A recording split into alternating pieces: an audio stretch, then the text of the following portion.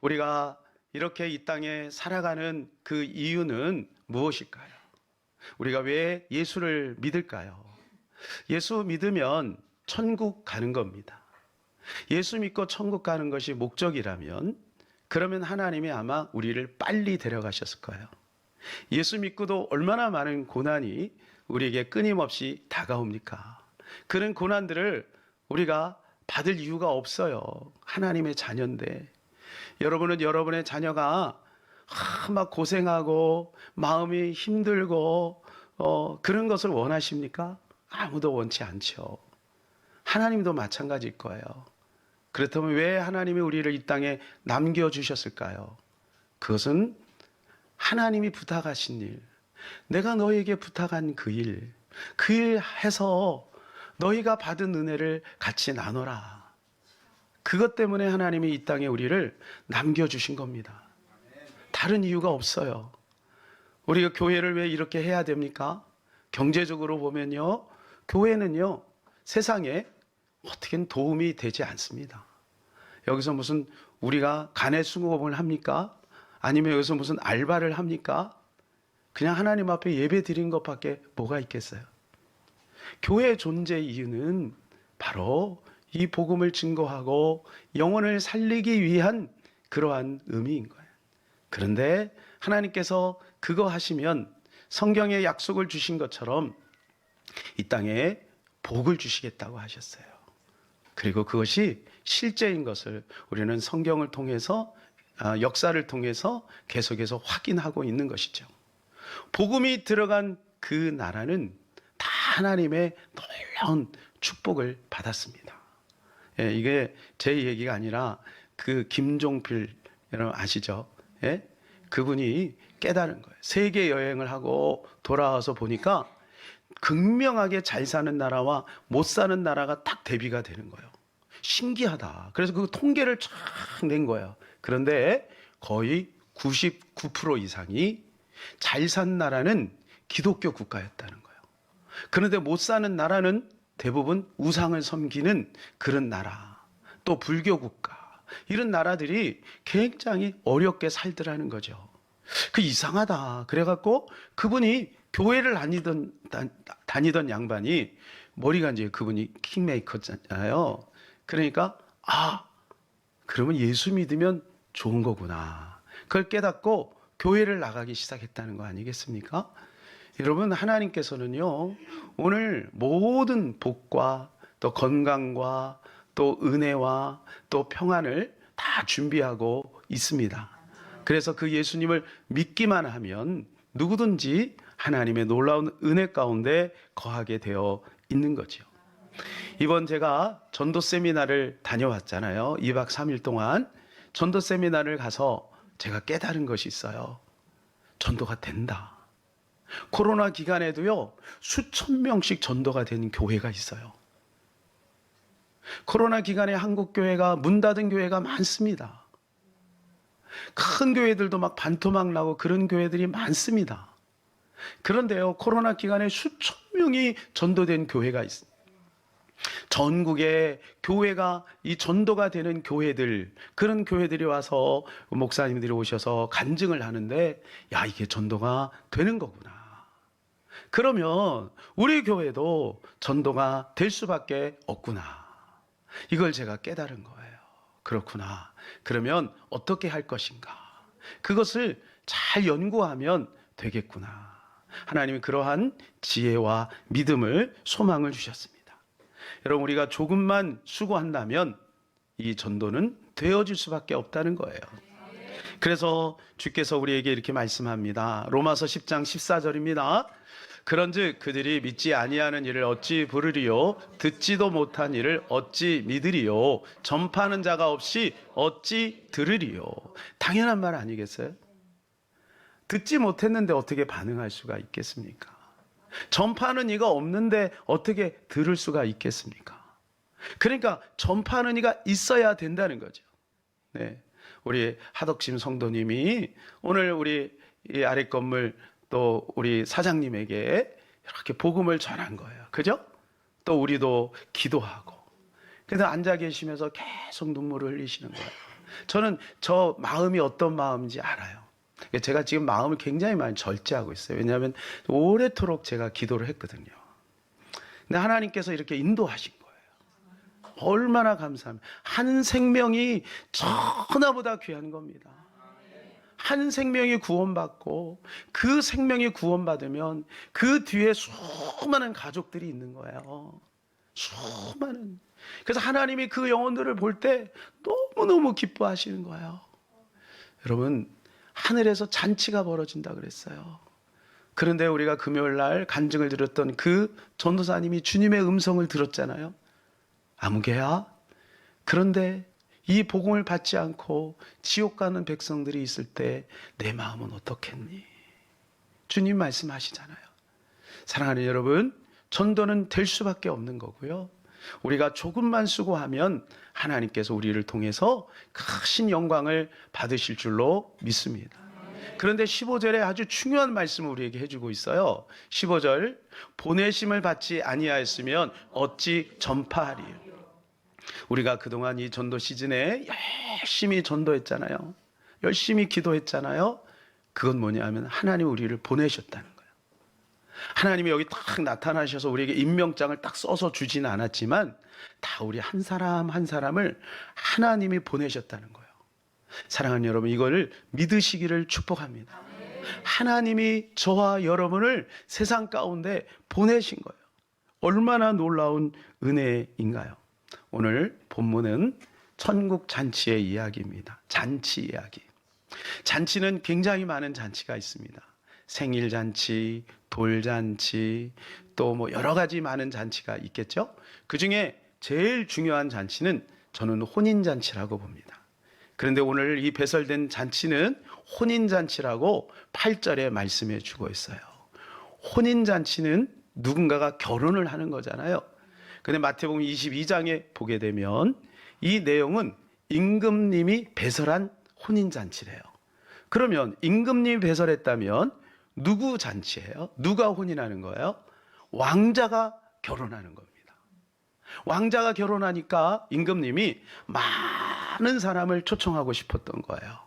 그래서 많은 사람들에게 초청장을 보냈습니다. 그런데 17절에서 20절까지 보게 되니까 의외의 반응들이 있는 거예요. 어떤 사람이 얘기합니다. 저는 밭을 샀어요. 그러니까 가서 일을 해야 돼요. 어떤 사람은 나는 소 5결이를 샀어요. 이 5결이라는 것은 소 10마리를 말하는 겁니다. 한 결이가 한 쌍을 말하는 거니까요. 난 소를 샀어요. 그래서 이걸 시험해 봐야 되겠어요. 어떤 사람은 저는 장가 들었어요. 제 마누라를 기쁘게 해야 줘야 돼요. 이렇게 핑계를 대고 오지 않는 거예요. 임금이요, 이 이야기를 듣고 화가 났어요. 화가 났어요. 21절이요. 종이 돌아와 주인에게 그대로 고하니 이에 집 주인이 노했다는 거예요. 화가 났어요. 그래가지고 명령을 합니다. 종들을 막 불러요. 그래서 종들에게 뭐라고 하면 너희 가서 길가에 저 시내로 가서 가난한 사람들, 몸 불편한 사람들, 맹인들, 저는 자들을 데리고 와라. 여러분, 이런 사람들은 우리가 평상시에 가까이 하기 조금 부담스러운 사람들이, 아주 빈민자들, 그리고 몸이 막 다 망가진 사람들, 그렇죠? 그리고 맹인들, 그리고 저는 자들, 이런 사람들을 데리고 오라. 그래서 종들이 막 흩어져서 그런 사람들을 막 데리고 왔어요. 지금 임금님이 혼인잔치를 벌었으니 갑시다 해갖고 막 데리고 왔어요. 그런데 자리에 보니까 빈자리가 아직도 많이 있는 거예요. 그래서 임금님이 속상했어요. 그래서 이렇게 또 종들에게 명령을 합니다. 23절, 주인이 종에게 이르되 길과 산울타리로 가서 나가서 사람들을 강권하여 데려다가 내 집을 채우라. 어떻게 해요? 강권해서 채우라는. 이 강권이라는 말은 억지로 강제적으로 데리고 와라. 또 한 가지 의미가 있다면 간곡히 부탁해서 데리고 와라, 그런 뜻입니다. 왜 임금님이 강권해서 데리고 오라고 그랬을까요? 여러분, 지금 같으면은 어떻게 안 와? 총살이야? 다 와? 이렇게 명령해야 되죠. 뭐 지금은 아니지만 옛날에 50시대, 그죠? 뭐 대통령이 끝발이 얼마나 대단합니까? 서로 줄 서려고 난릴 거 아니에요. 절 막 서로 잘 보이려고. 그런데 보세요. 안 와요. 이렇게 안 와요. 여러분, 지금도 아무리 좋은 잔치라도 안 오는 사람이 있는 거예요. 그러니까 임금님이 어떻게 하냐? 강제적으로 데리고 와라. 이렇게 명령을 하신 거예요. 근데 왜 이렇게 강권할까? 왜 이렇게 강권을 할까? 이 강권에는 비밀이 있다는 겁니다. 이 강권에는 은혜가 있다는 겁니다. 두 가지를 살펴보겠습니다. 첫 번째는 우리가 강권에서 그 은혜를 받았다는 거예요. 제가 처음에 교회를 안 나가려고 그랬어요. 저를 전도하는 사람 막 싸웠어요. 왜 꼭 교회를 가야 되냐? 제가 볼 때는 교회 나가는 사람들이 별로 현찮더라고요. 그때는 저희 가난한 사람들이 많이 교회를 다녔어요. 제가 볼 때는 못난이들, 정신 박약아들, 뭐 이런 사람들이 교회 착하게 보이기는 하는데 왠지 매가리가 없고 박력도 없고, 남자들 보니까 남자들이 뭐 할 일 없어서 교회를 다니나 막 이런 생각이 들었어요. 근데 착각입니다. 나중에 복음을 깨닫고 보니까 예수를 믿는 게 얼마나 놀라운 축복인지요, 얼마나 놀라운 하나님의 은혜인지요, 제가 그걸 깨달은 거예요. 사랑하는 여러분, 여러분은 어떠세요? 여러분 스스로 여러분 자원에서 교회를 나온 사람이 얼마나 있겠습니까? 뭔가 사연이 있고 강권적으로 누군가가 끌어서 나온 거죠. 만약 그때 몸이 아프지 않았으면, 만약 그때 문제가 생기지 않았으면 여기 오지 않을 사람들이 많습니다. 그것이 만일에 하나님의 회초리요, 그것이 하나님의 강권이라면 이 강권에는 은혜가 있는 겁니다. 하나님이 이렇게 저렇게 환경적으로 하든 사람을 통해서 하든 강권적으로 하나님이 우리를 이 자리까지 데리고 나오신 거예요. 그게 바로 하나님의 은혜입니다. 앞에 막 잘나고 똑똑하고 훌륭한 사람들, 돈 많고, 그죠? 뭐 밭을 하고 장가가고 뭐 이런 사람들은요 잘 되니까 안 나오는 거예요. 그런데 우리 같이 뭔가 부족하고 그런 사람들을 하나님 부르신 거죠. 베푸신 은혜인 것입니다. 두 번째는 그들이 받을 은혜입니다. 누가 받을 은혜? 그들이 받을 은혜. 우리가 지금 전도하고자 하는 그들이 앞으로 받을 은혜. 우리 가서 복음을 전하면 환영하는 사람 아무도 없어요. 웰컴, 기다렸습니다. 왜 이제 오셨습니까? 그런 사람 아무도 없어요. 나 안 돼요, 싫어요. 나중에는 어떻게 해요? 피해다니고 화내고 짜증내고, 심지어는 막 미워하고, 어떤 사람은 공격하고, 심지어는 소금 뿌리고 그래요. 왜 그럴까요? 몰라서 그래요. 우리도 그랬잖아요. 몰라서. 복음이 얼마나 소중한지를 모르니까. 알고 나면 그들은 달라지죠. 하나님의 은혜라고. 그래서 여러분들이 강권해야 되는 겁니다. 좋은 거니까, 복된 소식이니까 강권해야 됩니다. 안 그러면 그들이 모르기 때문에 우리가 정말 사랑하는 사람은요 강제적으로 데려가는 거예요. 그죠? 강제적. 그래갖고 어떻게 해요? 뭐 옷 장사하는 사람 막 강제적으로 입혀버려 그냥. 막 강제 입혀보면 몸이 좋은 거야. 그러면 아는 거야. 이렇게 좋은 거구나. 그렇죠? 예. 미용실을 어떻게 해요? 데려다가 일부러 한 머리를 이쁘게 쫙 한번 해보는 거지. 그러면 아는 거죠. 아우, 세상에 이렇게 좋은 거구나. 아는 겁니다. 우리 사랑하는 가족들에게 좋은 거 있으면 어떻게 해요? 막 멀리 1시간, 2시간 데려가서 먹이잖아요. 먹이면 어때요? 아우, 좋구나. 그러면서 하는 말이, 왜 이제 얘기했어? 전에 얘기했잖아. 왜 이제 얘기했어? 그러는 겁니다. 강권하는 거죠. 그러니까 강권의 은혜가 있는 거예요. 우리가 이렇게 복음을 증거하다 보면 여러분, 그들이 우리를 미워하는 거, 여러분 그것은 당연한 겁니다. 당연한 거예요. 그들이 우리를 미워할 수밖에 없어요. 성경은 우리에게 이렇게 말씀합니다. 요한일서 3장 13절입니다. 형제들아, 세상이 너를 미워하여도 이상히 여기지 말라. 미워해도 이상히 여기지 말라. 당연히 우리를 미워한다는 거예요. 당연히. 그러니까 여러분, 복음 전하다가 그 사람들이 우리를 미워한다고 했을 때 그거를 이상하게 생각해요. 왜 나를 미워하지? 이상하게 생각하지 마세요. 당연하게 생각하세요. 사실은 그들이 우리를 미워하는 게 아니에요. 그 속에 있는 악한 영들이 우리를 미워하는 겁니다. 제가 축사하는 장면을 봤어요. 그래서 목사님이 축사가 뭐냐 하면 그 속에 있는 귀신이 드러나고 쫓겨나는 겁니다. 가끔 그런 일들이 있어요. 자, 그리고 막 축사를 하는데 목사님이 이제 물어보는 거야. 넌 누구냐? 이게 넌 누구냐라는 것은 그 여인에게 말하는 게 아닙니다. 그 속에 있는 악한 영에게 말하는 거예요. 넌 누구냐? 이랬더니 거기서 이 귀신이, 제가 얘기하는 거 아니면 오해하지 마세요. 그 귀신이 이렇게 얘기해. 인연이 말이야. 내가 교회를 못 가게 했는데 기어코 교회를 나왔어. 아이고 억울해. 이래요. 그러니까 누가 하는 얘기예요? 그 인격이 말하는 게 아니고 그 귀신의 인격이 말하는 거예요. 그 귀신이 그렇게 말을 하게 하는 거예요. 그래서 이 여자를 막 미워하는 거죠.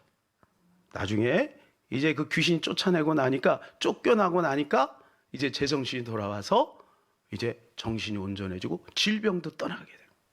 여러분, 악한 영이 질병을 막 묶어놨다가 귀신이 떠나가면서 그 모든 것도 다 떠나게 되는 것입니다.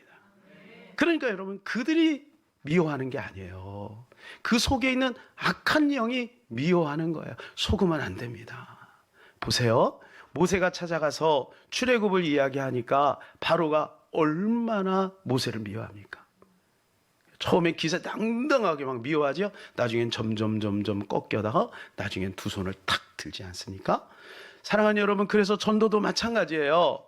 우리가 이 바로를 공격하듯이 단순 지속 반복해서 계속해서 복음을 증거하면 그들이 나중에 두 손을 번쩍 들게 되어 있다는 것입니다. 그래서요, 우리 어찌 보면 이 복음은 그들이 원하는 게 아니고 그 속에 악한 영이 원하는 것이기 때문에 우리가 이 복음을 강제적으로라도 드려야 돼요. 금요일날 여러분 그 전도사님 간증, 그 김경순 전도사님의 간증 들었잖아요. 복음을 전하려고 미뤘어요. 몇 개월 미뤘더니 목사님 아들 되셨던 분이 그 무슨 사연이 있는지 몰라도 술에 빠져가지고 있다가 갈게요 하다가 안 가서 나중에 비참하게 집에서 혼자 돌아가셨잖아요. 그 전사님이 가슴을 치면서 깨달은 거예요. 내가 강제적으로도 그 형제를 데리고 왔어야 되는데, 이런 안타까운 마음이 있는 거예요. 서두에 말씀드린 세 종류의 사람이 있었죠. 첫 번째 사람은 뭐예요? 밭을 샀어요. 여러분, 이 밭을 샀다라고 하는 의미는 아주 그에게는 귀한 의미예요. 그러나 임금님이 초청했으면 밭을 가꾸는 거 하루 연기해도 되잖아요. 근데 핑계. 그렇죠. 가기 싫어서 핑계 대는 거예요. 두 번째는 소를 샀대요. 그래서 이 문맥상 보게 되면 이 소를 산 사람은 농사꾼이 아니라 소장수일 확률이 큽니다. 그래서 자기가 산 소를 테스트를 해봐야 되는 거야. 이 소가 밭을 가꿀 그런 힘이 있나 없나. 그래서 가격을 나름대로 매겨야 되는 거예요. 그래서 그거를 테스트하고 싶은 거예요. 그런데 여러분, 그거는요 나중에 해도 되잖아. 임금님이 초청했으니까 가도 되는 핑계죠. 장가 들었다, 장가 갔다, 이 귀해요. 그런데 유대인의 율법에 의하면 3년 동안은 아내를 기쁘게 해줘야 된대요. 그렇게 정해놓은 거예요. 아니, 기쁘게 하는 건 맞지요. 그러나 임금이 초청했으면 그날은 하루 저녁 조금 늦게 들어갈게, 이렇게 해도 되고. 근데 그렇게 핑계를 대는 거죠. 또 어떤 분은 심지어 이렇게 해요. 막 이제 우리 갑시다. 그럼 뭐라 그래요? 여러분 한번 다 경험. 저는요 사람 많은 데는 못 가요. 어지러워서 못 가요. 근데 가만히 보니까 백화점은 다 가. 영화관은 다 가. 다 가요. 또 우리 친구들 가만히 보면 그 친구가 레포트 때문에 못 가요. 뭐 이렇게 얘기해. 근데 가만히 보면 남자친구 만나러 다 가. 친구 만나러 다 가. 다 핑계예요. 여러분, 그게 그 사람의 본심이 아닌 거예요. 가기만 하면 복음 들으면 구원받으니까. 변화되니까요. 그러니까요, 마귀가 그 속에서 그를 붙들고 있는 겁니다. 그러니까 모르는 거예요. 그래서 우리가 도와줘야 돼요. 도와주는 것은 뭐예요? 물에 빠진 사람에게 물어봅니까? 제가 물에 빠졌는데 도와줄까요, 말까요? 이를 물어보는 사람이 어디 있어요? 지금 차가 슈잉 지나가고 있는데 이 사람 제가 도와줄까요 말까요?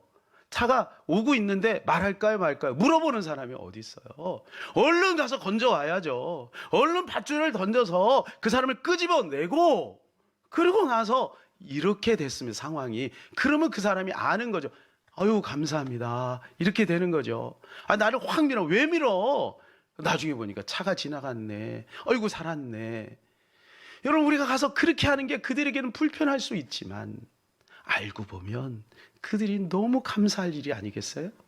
그래서 우리는 강권에서 내 집을 채워야 되는 것입니다.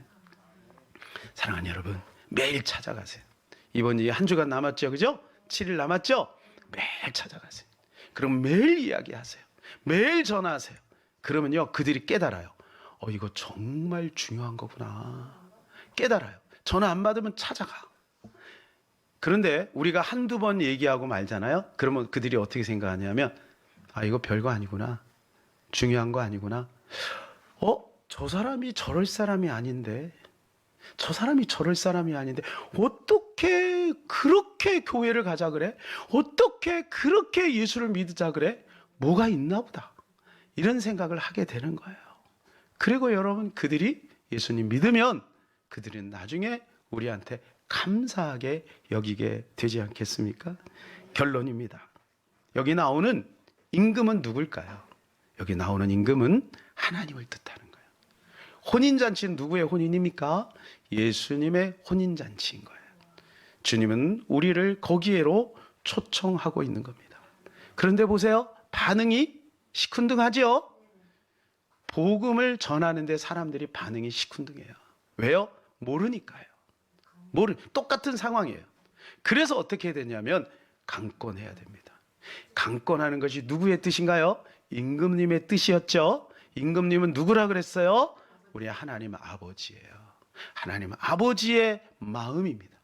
하나님 아버지가 수많은 하나님의 자녀들이 세상에서 방황하고 모르기 때문에 지옥으로 가고 있으니까 그 영혼들을 강권해서 데리고 오라는 거예요.